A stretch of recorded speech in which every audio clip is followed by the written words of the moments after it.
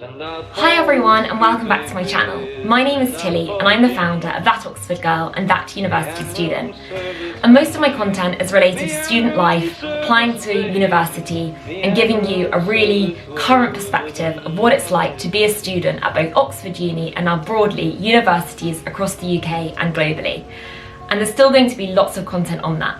But today I'm doing a slightly different video. And you might see I'm here in my loungewear with no makeup on today, trying to give you a bit more of the real life of what's really going on behind That Oxford Girl.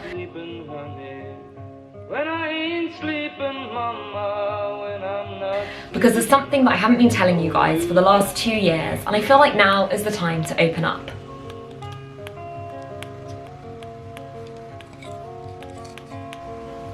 For those of you who don't know, my That Oxford Girl journey was a bit of a weird one. I made up my mind I wanted to go to Oxford Uni when I was 10 years old after visiting the city with my family. But aged 11, I became very seriously ill, and from the age of 11 to 18, I hardly went to school. I was constantly in and out of hospital, having recurrent pneumonias, major surgery, IV antibiotics, liquid diets, you name it, I'd been there. I was told not to bother taking my GCSEs, and I was told not to bother applying to university. I was at a state school and I didn't get support with the application process. But despite all of that, I had my goal and I had my aim. And in this really terrible time, studying became my focus and my distraction and my sanctuary and everything. It was a coping mechanism. My aim of Oxford kept me going, and I went on to be offered a place to read English literature and language at Jesus College. But while studying at Jesus, I found out that I'd been living with undiagnosed active tuberculosis for 13 years. I started treatment in my second year, but went into anaphylactic shock. I was then told there was nothing that anybody could do. The TB was going to kill me. Fast forward 6 months, and after months of medical research, a second-line treatment was trialled.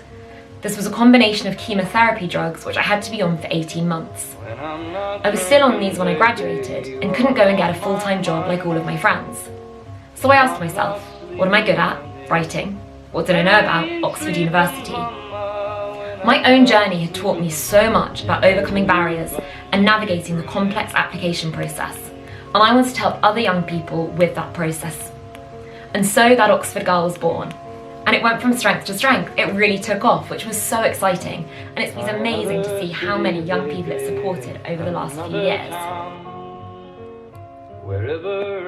As it grew, I developed a student ambassador scheme.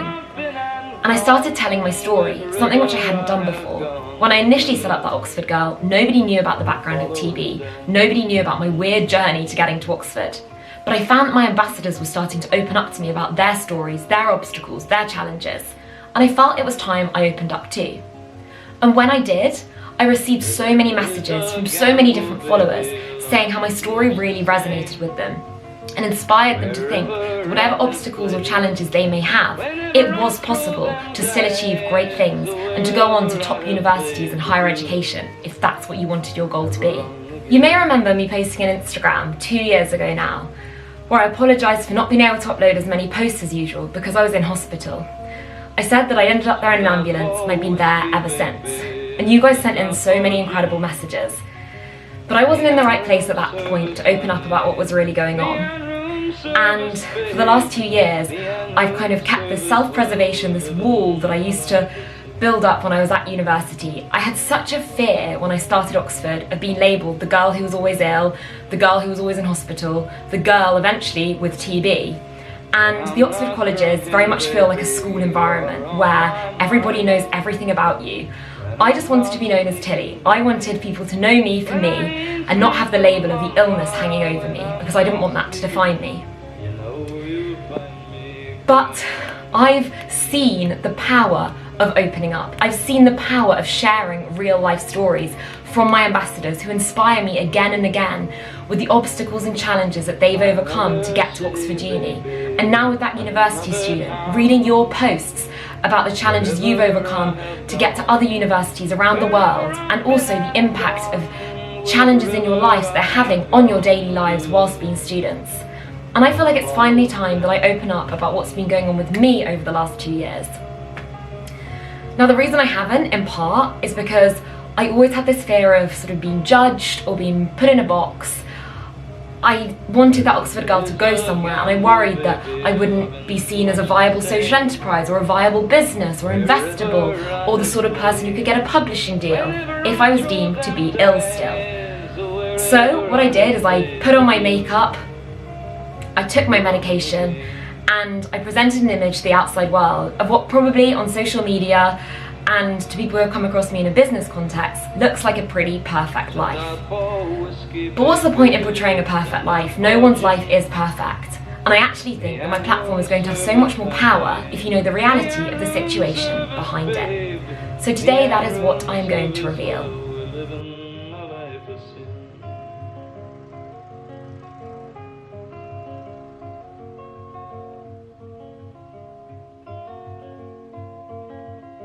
When I'm not drinking, baby, you are on my mind. So yes, I had the TB, and it was horrible. And yes, I thought that my life was over, and then suddenly, in a dramatic turn of events, I was treated, and my life was transformed. But then things slowly started to deteriorate. Over a long period of time, I started to develop a weird array of symptoms, and I panicked that the TB was coming back. But whatever this was felt different. It didn't feel the same as the TB. I wasn't getting recurrent infections. I wasn't having major abdominal problems. It was a whole new set of symptoms. And I had no idea what was happening to me. That was until that fateful week in July, when I posted on Instagram, when I ended up being rushed to hospital in an ambulance, in what I was later told was an adrenal crisis. Now, I don't know whether you guys have ever heard of adrenals, but your adrenal glands are based here, and also you have a pituitary gland and a hypothalamus in your head. These glands produce cortisol, and cortisol is needed to live. When you wake up of a morning, your whole system reboots and your cortisol gets you out of bed. If you have a cough or a cold, your body automatically produces more cortisol to help you to fight that cough or that cold, so it isn't a shock to your body. But if your body, like mine, doesn't produce any cortisol, you're always at risk of going into shock when the slightest thing comes along. And that's what happened. People with adrenal insufficiency often have a long list of weird symptoms, and it takes a long time to be diagnosed. I've been going around every ologist under the sun before this emergency admission where I collapsed on the floor at home and was rushed into hospital in an ambulance. I was then told I had a life-changing condition which I would have for the rest of my life: adrenal insufficiency. I'd be steroid dependent for the rest of my life, but if I took my steroids, I could replace what my body was missing with what a normal person would need, and I should be able to control my illness. It wasn't something that was nice to have, it was something I was going to have forever, and it was something that could potentially be very dangerous, because if you become unwell with anything as slight as a cough or a cold, your body requires more cortisol, which can lead you to then go into adrenal crisis if you don't give yourself enough. An adrenal crisis can eventually lead to shock, a coma, and at the end of the scale, you can potentially die. So it was scary, but I'd been feeling unwell for a long time and hadn't been able to make sense of my strange symptoms. So to be honest, that hospital admission felt like a complete and utter relief.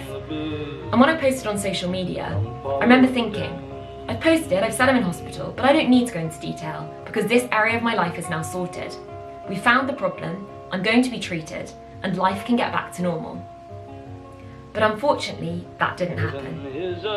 20 plus adrenal crises later, I've constantly been fighting to get through all of this. I've sometimes been in the hospital bed lying there trying to send emails, trying to present the perfect image to the rest of the world, hoping that I'll be given enough steroid to be let out, get back on my feet enough, take big enough doses to be able to carry on with my life. But I've been stuck in a cycle, and these crises have kept happening. It's a long story and one that I'm going to keep sharing with you in future videos. But to give you an idea of how bad things got, in March of this year, just before lockdown, I was administered with a hydrocortisone pump, which is almost like having a mini organ attached to your body, which delivers cortisol 24/7 into my bloodstream to try and prevent crisis.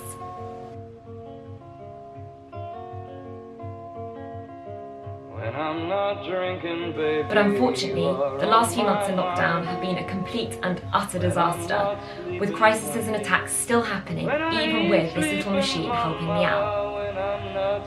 And it's really got to me. You guys may have seen my most recent post relating to my Curtis Brown writing course, and for me that came at just the right time.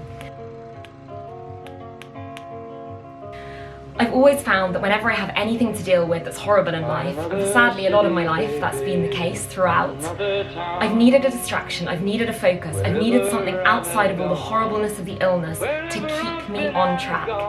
And in lockdown I found that I didn't quite know what my next steps were, and mentally that was really getting to me. So this Curtis Brown writing course could not have come at a better time.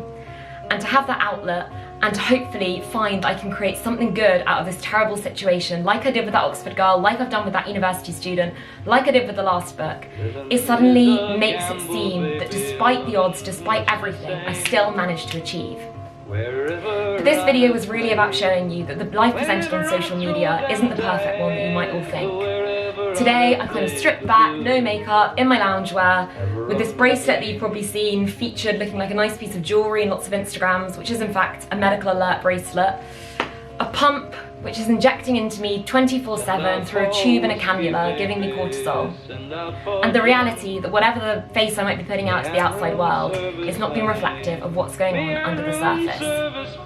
I hope that by sharing my own story, I can allow you guys to open up more about what you're going through, because I think it is so sad that so many of us keep all of these things in for fear of being judged, for fear of being put in a box. And even if this video has just resonated with one of you that's going through something tough at the moment, then I have done my job. And I think it's so important that we keep sharing our stories. So be sure to press subscribe. When I ain't sleeping, mama, when I'm not sleeping.